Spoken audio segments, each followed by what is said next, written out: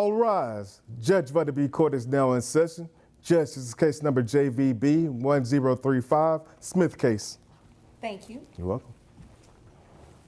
You all may be seated. Okay, Ms. Smith, you brought this case before the court. What's going on? Well, good morning. I come here today to try to get his child support raised. Okay. We have one child, and I believe that he has some income that he's actually not reporting. We kind of try to make it work not too long ago, and when I was at his house, I found a bunch of pornographic movies. What do you mean make it work? We've been separated for a long time. Our son's 11. Okay. But we kind of got back together, and he has a bunch of like pornographic movies in his house. I'm afraid you're going to stab yourself in the eye with that pen. Sorry. I just don't want you to do that. He's the main character on the movies with all these different women. And he is saying that that I can't be mad at him. It's not cheating if he's making porn. And some of them are in our bed. And I said, well, it doesn't work like that. You can't, just because you're filming doesn't mean it's not cheating. Mm-hmm. And I said, you have to be getting paid for it to actually be a porn star. And he said he was getting paid for them. This is the moment where the case intensifies. Ms. Smith does not merely suggest unusual behavior. She directly accuses her former partner of being paid for performing in adult films. If she is correct, that would represent undeclared income, and undeclared income absolutely counts when child support is calculated. But here is the problem. Courts do not operate on speculation. Without documentation such as bank statements, contracts, or tax forms, the judge cannot consider it. Suspicion alone is not enough. So here is the question for you all. Should Ms. Smith have come prepared with undeniable proof, or is it acceptable to raise the issue without evidence in hopes of pushing the court to investigate further? For them, and there's tons of them. So I feel like. So you believe he's getting paid from that? Mm-hmm. And plus, his business. I'm not 100% sure, but I think it's almost close to 100,000, give or take, like maybe 10 to 15. Okay. So I feel like I get a measly $600 a month from him. I feel like so something's that's how not much right. his child support is currently set at right now? Yes. Okay. We went through mediation at the child support office. Yeah. So, but that was, he's. How long ago was that? He's 11, and I guess 10 years ago. Oh yeah, he was little. That has been a while. You've been way overdue for a modification for a number of reasons. So about this income, is what she's saying true? Does it include that? Well, it's payment in one way or another. Is a yes or a no? No, ma'am, I'm not getting paid technically. So that means you're lying and so you're cheating doing it on for me. free? Well, you know what? Never mind. That's not my business. I'm sorry. That's not my business. So your business, where you do make the money, she's talking about the $100,000. Do you make $100,000? No, ma'am, I have. Finally, we hear some numbers. The father admits that his income is between $85,000 and $90,000 annually on a strong year. That is a solid salary for a mechanic, and importantly, it is higher than what he had originally been paying support on nearly a decade ago. Under Texas law, child support obligations increase as income increases. So even without the allegations of side earnings, his own admission provides the grounds for a modification. The real drama now shifts to credibility. Is the father telling the entire truth about his finances, or is there more money flowing in from his so-called extracurricular ventures? I have 85 to 90,000 on the high end on a good year. Okay. All right. What is it that you do? I'm a mechanic. Mechanic. Okay. All right. So you said 90 on the high end. Yes, ma'am. Okay. Your Honor, is there any way that we could subpoena his financial records for the porn thing? Well, you can. I'm not going to do a subpoena on anything like that. I don't want to see it. Yeah, you can do that though. Yeah, if it exists, you can do that, but subpoenas aren't free. So I hope you know exactly what it is that you're looking for. Well, there's so many of them, and he told me that he's getting paid for them, and there's like thousands, not hundreds, Okay. thousands of DVDs with him in there on our bed.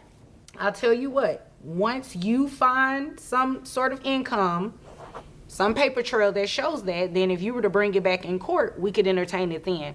But as of today, unless you have some sort of proof that shows that he has income from that, and Here unless is one of the most important legal takeaways from this case. The judge makes it very clear, the court cannot make decisions based on rumors or accusations, no matter how colorful or dramatic they may be. Thousands of DVDs could exist, but unless there is evidence that the father is receiving payment, the court is obligated to ignore it. This illustrates a fundamental rule in law: evidence is everything. If Ms. Smith had produced financial statements, contracts with adult film companies, or proof of online payments, then the court would have been required to examine it. Without that, the judge's hands are tied. Question for you: if you were in her position, how far would you go to uncover proof of hidden income? and unless he tells me otherwise, I can't really go off of that. I can only go off of what he told me, and he said 90,000 on the high end. I think you're in pretty good shape. What do you do for a living? I don't work. I take care of our kid. So you're a stay-at-home mom? Mm-hmm. And she's 11? He is. He is yeah. 11? He goes to school? He does. So what do you do during the day? Nothing. You don't want to work? No. So you're just living off of his child support? I am. And we live with our mother. And you're proud of that? Well, we were living with him, and I was a stay-at-home mom. He made the income. Okay. But, I mean, But you can work now, right? I can, but So it's no but you can go get a job, right?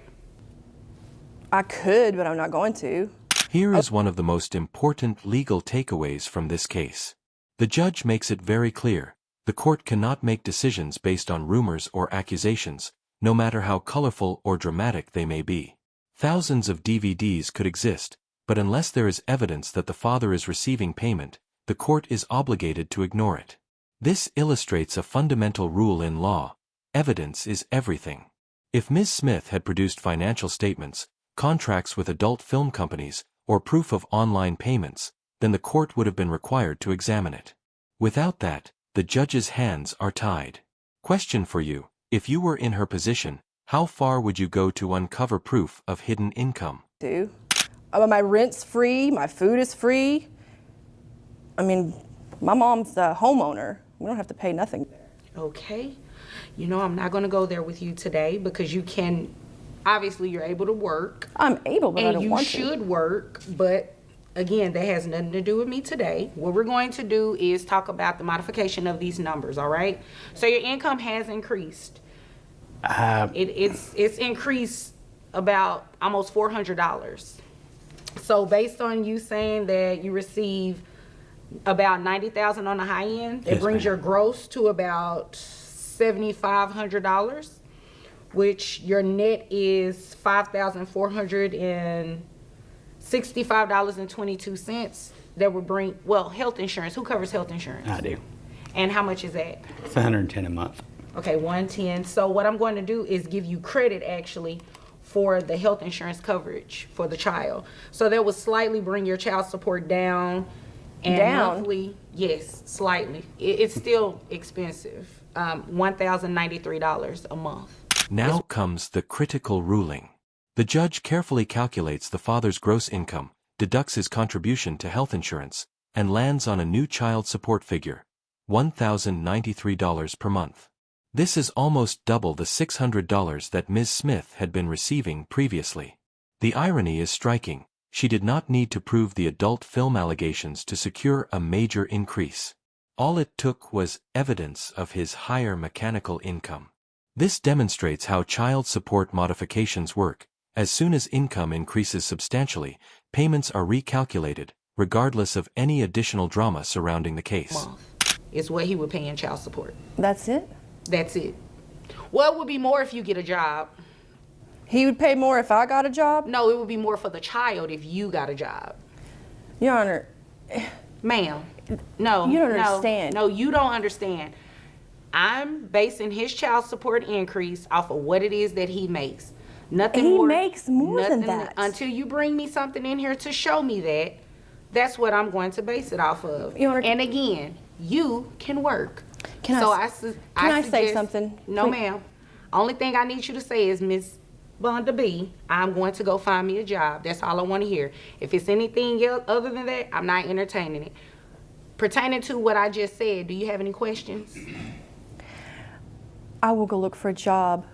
But please, please hear me out on one thing. What is it? Make it quick. I promise you I'll make it quick. Just when you believe the case has reached its peak of unusual drama, Ms. Smith delivers one of the strangest closing statements you will ever hear in a courtroom. She compares her former partner to a failing vibrator. Yes, in a formal courtroom, in front of a judge. This is a credibility killer. Judges expect seriousness, and moments like these can make a parent appear less reliable, less professional, and less persuasive. The judge immediately shuts it down, clearly frustrated. So the real question becomes, was this an act of desperation, nerves getting the best of her, or an attempt at humor gone terribly wrong? What do you think? Let's say that you have a battery-operated vibrator. You know what? We're done right there. We're done. Is there anything further You're from about you, to sir? climax. Okay. Well, The ma'am- batteries go out. Okay, thanks. That's him. Okay, great. Let me tell you what we're going to do. You all are done, and if there's nothing further, you all are dismissed. Thank you. I just want to go over what you all witnessed in the Smith case. So here, mom was bringing dad to court seeking a modification of his child support. Well, as you all have heard based on previous episodes, under Texas law, you can modify child support for any type of material and substantial change. Well, here, the material and substantial change was dad's increase in income because dad was making more money. So let us summarize what unfolded in the Smith case. At its heart, this was a straightforward child support modification hearing. The father admitted to a higher income than before. The court recalculated using Texas guidelines, and his child support obligation rose to just over $1,000 per month. The alleged adult film side income? Irrelevant, because it was never proven with financial evidence. The mother's choice not to work? It did not reduce her support, but it certainly did not earn her favor with the judge either. The lesson here is simple. In family court, evidence outweighs accusations every single time. If you found this case as fascinating as we did, make sure to like this video, share your perspective in the comments, and subscribe for more intense courtroom breakdowns that reveal just how unpredictable justice can be.